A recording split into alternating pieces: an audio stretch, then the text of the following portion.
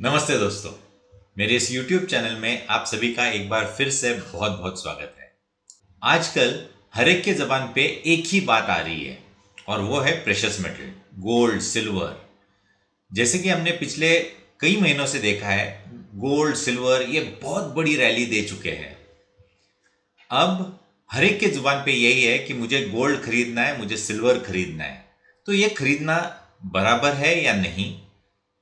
इधर से long term view किस तरीके से बनाना चाहिए, और आपके पोर्टफोलियो में कितना प्रतिशत गोल्ड, सिल्वर, मेटल्स ये रहने चाहिए, इस सब पे हम चर्चा करेंगे और मेरे व्यूज मैं आपको शेयर करूंगा। दोस्तों, तो हम अभी देखने वाले हैं 2000 से 2025 की गोल्ड में जो बड़ी रैली देखने को मिली। 2000 में, साल 2000 में गोल्ड का प्राइस 4400 था, जो आज 1.5 लाख के ऊपर चला गया है और 3300% रिटर्न्स हमें देखने को मिले गोल्ड में पिछले 25 सालों में।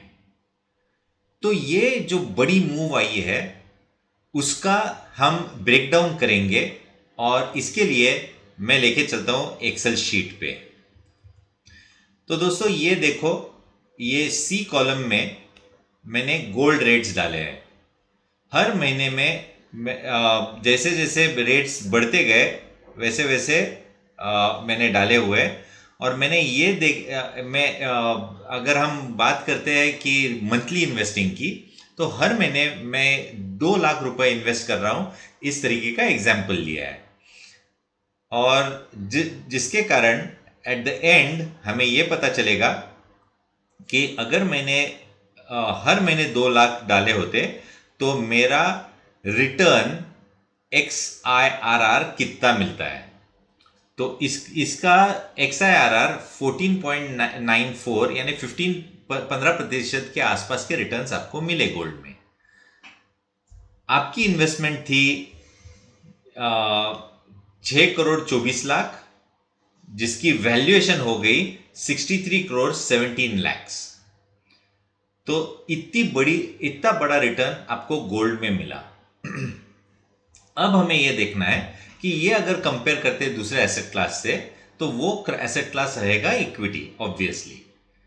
तो अगर हम equity as an asset class को कंपेयर करना चाहते हैं तो हमें ब्रॉडर मार्केट देखना चाहिए, यानी फर्स्ट 500 कंपनीज, फर्स्ट 1000 कंपनीज। तो फर्स्ट 500 कंपनीज अगर लेते हैं तो वो मिड कैप के रहेंगे। तो उसके चलते मैंने सिमिलर वे में 2 म्यूचुअल फंड्स जिन्होंने जिसका डेटा मेरे पास इजीली मिला, उसके कंपैरिजन स्टेटमेंट्स में दिखाता हूं। ये जो 2 म्यूचुअल फंड्स के एनएवीज मुझे मिले, एक था निपॉन मिड कैप और दूसरा Franklin mid cap. Franklin mid cap का डेटा मुझे 2001 से मिला, उसके पहले नहीं मिला, तो इधर ब्लैंक है। तो मैं हर एक महीने में 2 लाख रुपए डाल रहा हूं, ऐसा मैंने इस तरीके से कैलकुलेशन किया है। और दोनों में वही हो रहा है, देखिए, एच कॉलम में और एम कॉलम में। और एनएवीज ऊपर नीचे, जैसे मार्केट ऊपर जाता है नीचे जाता है, एनएवीज ऊपर नीचे हो रहे हैं। और आखिर में हमें यह देखने को मिला कि टोटल इन्वेस्टमेंट हो गई, निपॉन की बात कर रहा हूं, सिमिलर, क्योंकि 2 लाख पूरा इन्वेस्ट हो रहा था। उसका वैल्यूएशन इधर 63 करोड़ था, इधर 210 करोड़ था, और XIRR रिटर्न 21.91% मिला। 21 डिफरेंस कितना है, ये 22 पकड़ते हैं और ये 15 पकड़ते हैं। तो इतना बड़ा डिफरेंस हमें परसेंटेज रिटर्न्स में देखने को मिला। इसका मतलब क्या हुआ दोस्तों? और ये फ्रैंकलिन में मैं अगर वही कैलकुलेट करते हैं तो इधर, क्योंकि 1 साल का डेटा नहीं था, इधर इन्वेस्टमेंट 6 करोड़ की हो गई और इधर रिटर्न 127 करोड़ 93 लाख का रिटर्न मिला, और इधर XIRR रिटर्न 20% आ गया। तो हम इसका एवरेज लेते हैं, तो अगर एवरेज भी पकड़ते हैं तो 168 करोड़ का रिटर्न हमें इधर देखने को मिला, अगेंस्ट 63 करोड़ गोल्ड में। तो 100 करोड़ हमें ज्यादा मिला इक्विटी में इन्वेस्ट करते हुए। ये इधर खत्म नहीं होती बात दोस्तों, अभी तो बहुत इंपॉर्टेंट चीज मुझे डिस्कस करनी है। अब मैं कुछ अलग दिखाना चाहता हूं। गोल्ड जहां से एक्चुअल रैली चालू हो गई वो था जनवरी 2023। जनवरी 2023 में एक बड़ा ब्रेकआउट देखने को मिला।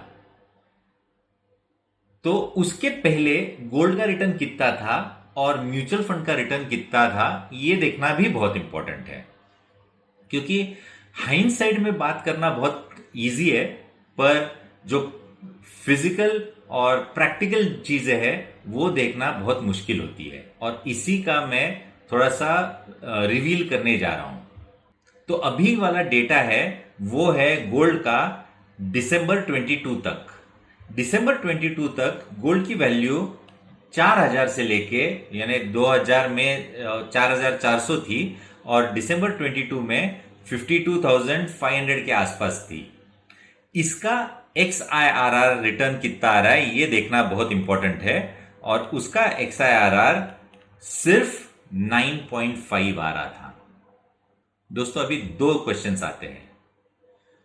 मैंने इन्वेस्टमेंट किए 2000 से 2022 दिसंबर आ चुका है, यानी 22 साल में इन्वेस्ट कर रहा हूं। मुझे रिटर्न मिल रहा है 10% भी नहीं, और इक्विटी कितना दे रहा है? इक्विटी 18 और 16 यानी एवरेज 17% रिटर्न दे रहा है। तो क्या एज ए इन्वेस्टर मेरा मन नहीं करेगा कि इधर नहीं करनी चाहिए इन्वेस्टमेंट गोल्ड में, और पूरे के पूरे पैसे इक्विटी में लगाने चाहिए? ये भी तो हो सकता है कि मैं ऐसा सोचूं, और जैसे ही मैं सोचता हूं तो गोल्ड बढ़ने लगे, और कई लोगों के साथ यही हुआ है। और आज इसी के विपरीत हो रहा है। आज सब सोच रहे हैं कि गोल्ड जो भाग चुका है तो हमारा पैसा इक्विटी से निकाल के गोल्ड में डाले, ताकि गोल्ड जो 1.5 लाख है उधर से 4 लाख चला जाएगा अगले 4-5 सालों में, और इक्विटी यहीं के यही रहेगा। दोस्तों ये सोच ही गलत है।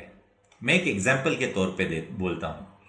देखो, हम हमेशा ट्रैवल करते हैं एक जगह से दूसरे।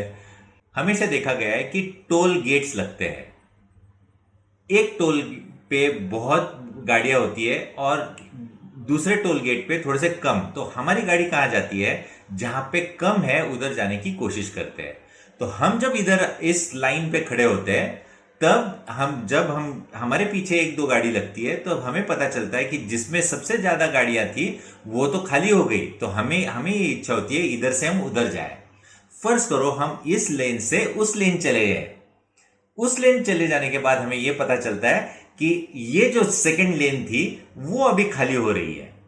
तो दोस्तों ऐसे लेन चेंज करके सॉल्यूशन नहीं मिलता है। तो इसका सॉल्यूशन मैं जरूर वीडियो के अंत में बताऊंगा कि आपको क्या करना चाहिए। पर मैं यही आपको समझाने की कोशिश कर रहा था कि देखिए 2000 से लेके 2022 तक, दिसंबर 2022 तक गोल्ड सिर्फ 9% यानी इन्फ्लेशन के आसपास के रिटर्न दिला रहा था। वहीं पे equity as an asset class 18% average return दे रहा था। यानी हमारा इन्फ्लेशन को कितने परसेंट से बीट कर रहा था। और इन्वेस्टमेंट का यही मकसद होता है, इन्फ्लेशन को बहुत बड़े बड़े मार्जिन से बीट करना। तो आपको ये जान के खुशी होगी कि अगर आपने इक्विटी में कंसिस्टेंटली इन्वेस्ट किया होता तो आपको बहुत बड़ा रिटर्न बिल्कुल मिला होता।